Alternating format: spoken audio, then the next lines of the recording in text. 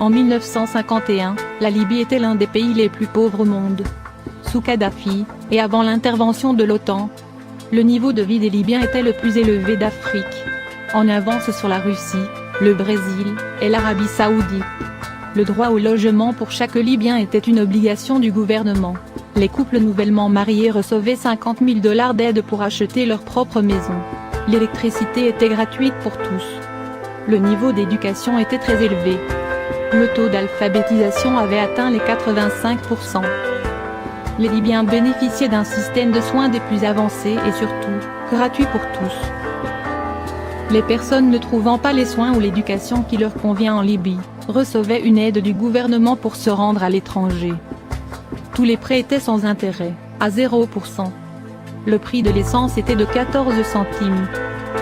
Chaque Libyen souhaitant devenir agriculteur, le gouvernement lui offrait une ferme, avec de l'équipement du bétail et des semences. Le 1er juillet 2011 à Tripoli, 1 700 000 Libyens sont sortis pour manifester contre l'OTAN. 1 700 000 Libyens, ce qui représentait 95% de la population de Tripoli, soit environ un tiers de la population de la Libye. La banque centrale libyenne appartenait à l'État. Et contrairement aux banques occidentales, en Libye la banque n'était pas détenue par les Rothschild, et donc libre de dettes. En 1991, la Libye a été accusée sans preuve d'être responsable de l'attentat de Lockerbie Paname 103.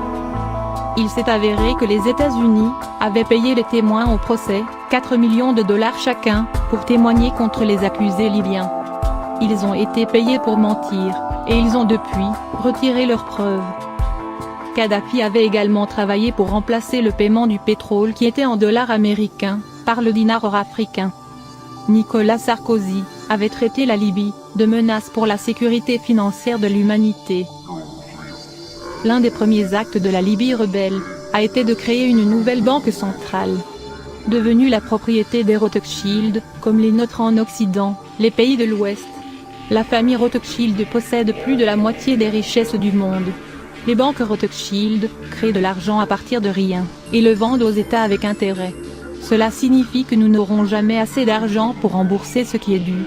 Alors que nous, et nos enfants, sommes devenus esclaves pour dette aux intérêts Rothschild. Contrairement à nos dirigeants, Cameron, Obama, et Hollande, Kadhafi avait refusé de vendre son peuple. La Libye était libre de toute dette. Les Libyens avaient beaucoup plus que nous n'avons en Occident. Ils avaient un chef qui avait de l'intégrité et du courage, et qui travaillait dans leur meilleur intérêt. Les Libyens se partageaient les richesses de leur pays, libérés du joug de l'usure et des intérêts. Sans la tyrannie des Rothschild et leur contrôle sur l'émission de monnaie, nous pourrions tous vivre comme des gens riches. On estime à plus de 150 000 le nombre des Libyens tués par l'OTAN et les rebelles. Kadhafi croyait en la démocratie directe, comme le prévoit son livre, le livre vert, The Green Book. Selon Kadhafi, les démocraties parlementaires sont intrinsèquement corrompues. Que les gens peuvent, et devraient se représenter. Après avoir cru les mensonges sur cet homme toute ma vie, son livre m'a étonné. Comment rester assis sans réagir, en regardant comment des individus et des pays sont diabolisés, détruits par nos gouvernements criminels. Et regarder les médias protéger ces personnes responsables de crimes contre l'humanité. Nous devons montrer notre solidarité avec les peuples de Syrie, de la Palestine et du monde entier. L'ex-ambassadeur russe en Libye, Vladimir Chamov, a déclaré « La population ne paie pas l'électricité. Les Libyens bénéficiaient d'un crédit de 20 ans sans intérêt pour construire leur maison. Un litre d'essence coûte environ 14 centimes. La nourriture est gratuite. Les taxes et les impôts lourds sont interdits. Pour chaque nouveau-né, on reçoit 7 000 $. Les nouveaux mariés reçoivent 64 000 $ pour acheter un appartement.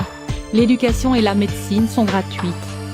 L'éducation et la formation médicale à l'étranger sont payées par le gouvernement.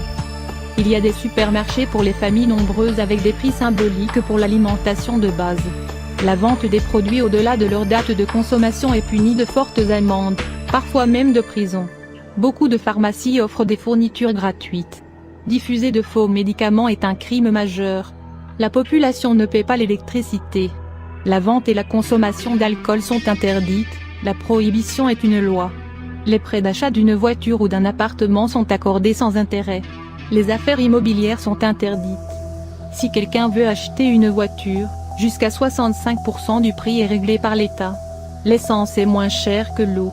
Les bénéfices de la vente du pétrole sont consacrés au bien-être de la population, et à l'amélioration des conditions de vie. Beaucoup d'argent a été dépensé pour irriguer le pays avec l'eau des aquifères souterrains, et par son échelle, le système a été appelé la 8e merveille du monde. Il fournit 5 millions de mètres cubes par jour à travers le désert et a considérablement augmenté le territoire irrigué. 4000 km de pipelines sont profondément enterrés pour les protéger de la chaleur. Tout ce qui a été nécessaire au projet a été accompli par la seule Libye. Hélène Chelestuk a déclaré: la propagande occidentale a diabolisé Mouammar Kadhafi en le décrivant comme un tyran pathologique, et un ennemi implacable des aspirations démocratiques de son peuple. Ce n'est pas vrai, car il existe en Libye des mécanismes de contrôle populaire et de démocratie, il existe des conseils élus de citoyens et des communautés autonomes, comme appelées ici, des communes. Tout cela, sans bureaucratie pléthorique, mais avec un haut niveau de vie et de sécurité sociale pour les citoyens. Est-ce pour cette raison que la Libye a été diabolisée et attaquée par les puissances impérialistes? Pourquoi la Libye est-elle bombardée? La Libye qu'on décrit comme une dictature militaire de Kadhafi, est en réalité, l'État le plus démocratique du monde. En 1977, il a été proclamé la Jamaïria, qui est une forme élevée de démocratie, où les institutions traditionnelles du gouvernement sont abolies, et où le pouvoir appartient directement au peuple à travers ses comités et congrès. L'État est divisé en de nombreuses communautés, qui sont des mini-États autonomes, dans un État ayant autorité sur leur district, y compris l'allocation des fonds budgétaires. Récemment Kadhafi a émis des idées encore plus démocratiques, distribuer les revenus du budget directement et de façon égalitaire aux citoyens.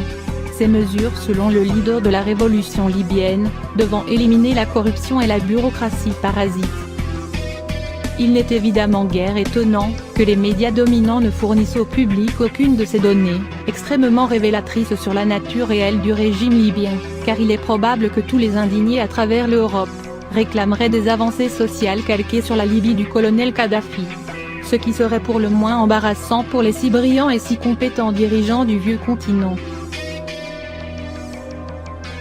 La diabolisation du colonel Kadhafi en Occident a pris une nouvelle dimension après les attentats de Lockerbie et du DC-10 de l'UTA.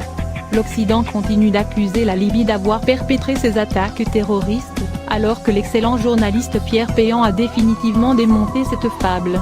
Les Libyens n'ignorent pas que le CNT est composé d'islamistes ayant servi en Irak, de personnages tels que Mahmoud Jibril, connu des lecteurs de Wikileaks comme l'un des interlocuteurs favoris des États-Unis, ainsi que des membres de la tribu Arabi, une tribu connue pour sa déloyauté vis-à-vis de Tripoli et pour sa négrophobie.